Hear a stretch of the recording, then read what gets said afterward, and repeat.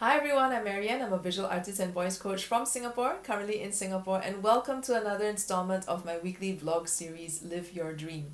So if you are someone who has a dream and you want to make it come true and you don't really know how to get started, you have all these ideas of things that you might be interested in, things you're passionate about, but you don't know how to take action, or maybe you've started taking action and the journey has just gotten really difficult and you're feeling stuck, well, this is a series where I share what I'm learning so far in my journey of pursuing my dreams, of creating a worthy and meaningful purpose for myself, in the hopes that it might inspire you and encourage you and motivate you to keep going, such that you can live the life that you've always wanted for yourself and manifest the dreams that you have and turn them into your reality. So if you have any questions, feel free to ask them in the comments, or you can also directly message me through any one of my social media links, which are in the write-ups attached to these videos. So recently I have been coming back to my artist dream once again, having been distracted and diverted from it. Every single time this happens, it's got to a point now where I'm just like, oh my gosh, here we go again. And like, once again, I have run away from really embracing myself as an artist. And I do that because I keep feeling like, as an artist, I'm not good enough. As an artist, I'm not contributing to society. And I don't know where all these thoughts come from. I mean, obviously, it comes from my upbringing somewhere along the way. Society, family, maybe even cultural background. I have no idea. But yeah, these things that, stop me from really just going full force after my dream.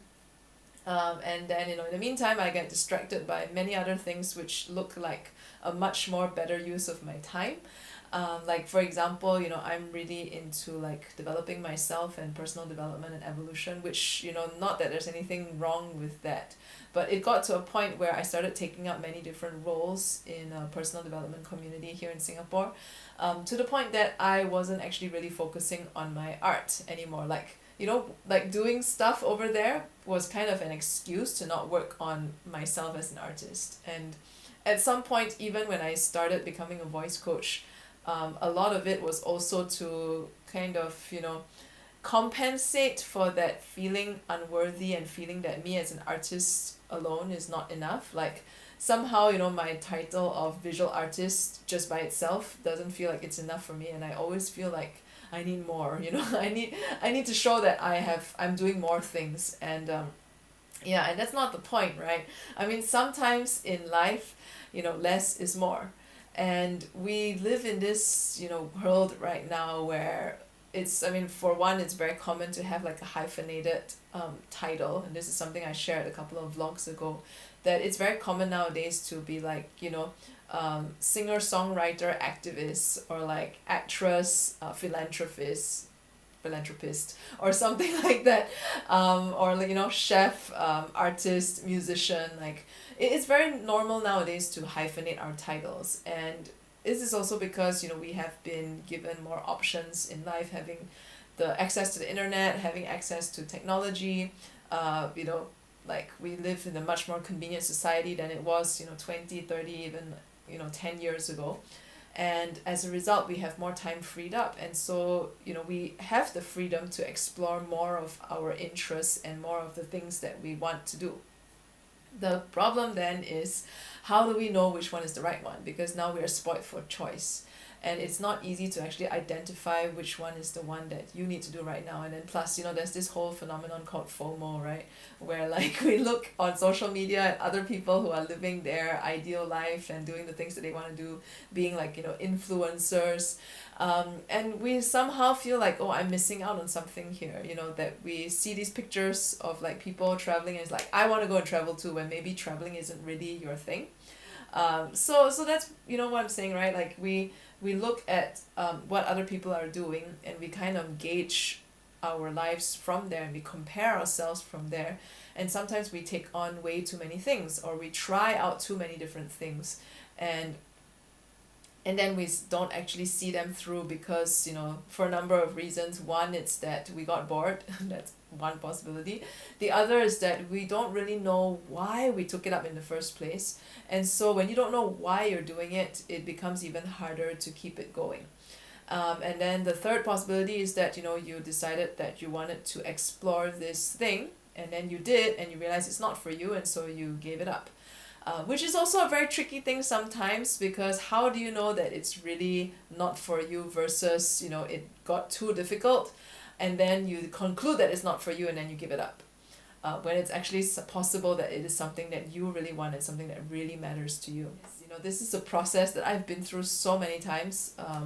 Even being an artist, years ago I wanted to start getting more gallery shows, start getting my works into more galleries. And then I started the process of doing that here in Singapore, and it got to a point where I just kept feeling like, my work doesn't fit into any of these galleries. And instead of going to find the ones that would fit, I kind of just gave up. And I didn't really give up like, consciously. It was more like something else came up, a new opportunity came up to work on myself in some other way, and I took it. And even like 3 years ago, when I started painting a series of works around connection and about how we're disconnected, and it actually had a lot of potential to evolve much further, but I decided that, for some reason I decided that, it didn't seem as popular as the Penguin series, and then I stopped working on it as well, and then now I'm coming back to it again, which is like, it's just, there's no right or wrong here, right? Like sometimes you just have to go through a detour in order to get back on track again and then continue where you left off, and that's totally fine too. So what I'm saying is that, don't worry too much about whatever it is that you are doing, because ultimately, your journey unfolds a certain way. You follow the inspiration, you get taken down a certain path, and there is really no right or wrong way to live our lives.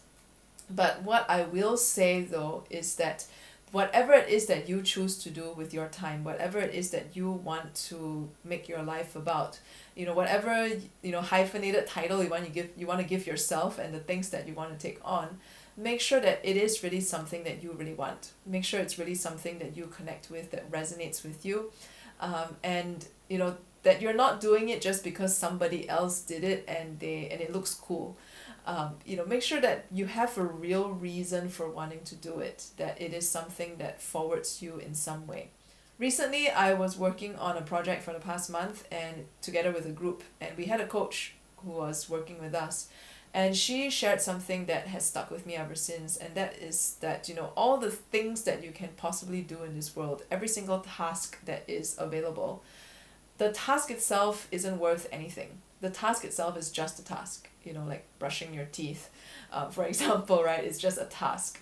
But the value that we attach to these different tasks, now that is something that we can create for ourselves. And in order to make sure that we see through the task that we have decided to take on, we need to create a certain value and a certain reason why we want to do those things. So like, for example, like brushing your teeth, right? Like, why do we do it?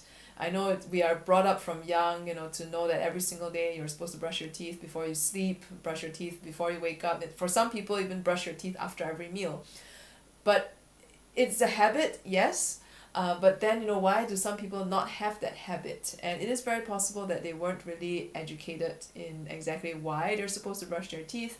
And maybe as they got older, they also just didn't create a value for themselves as to why to do it. So the value that is related to the task, now this is what gets us through things. This is what gets you on your journey towards your dream. That thing that you want, that, which is not about the task, which is not about what you're doing, but what you're doing it for. So like, brushing your teeth, why I do it is because I want to make sure that I maintain my, teeth and oral hygiene as long as I possibly can, because eventually it will deteriorate, because that's just a normal part of life. But as far as possible, I want to maintain that. And that's why I do it. Same thing with exercise. You can go to the gym every single day and work out, but if you don't know why you are doing it for, it is going to be really difficult to get yourself to the gym if it's not something that you are already used to, and if it's not something that you really enjoy. So yeah, there's so many different possible ways for us to live our journeys, for us to craft our path. Ultimately, you want to look at, when we are choosing to do something, does it really resonate with you? Is it something that you really want? Is it something that really matters to you? And then from there, we can understand what we're doing it for, what is the value you want to get, and what is the value you want to create for yourself in doing this. and then you're able to move forward powerfully and get those tasks done such that you get one step closer to whatever that outcome it is that you want. So if you have any questions, feel free to ask them in the comments, and subscribe to my channel if you have enjoyed this video. And I will see you next week.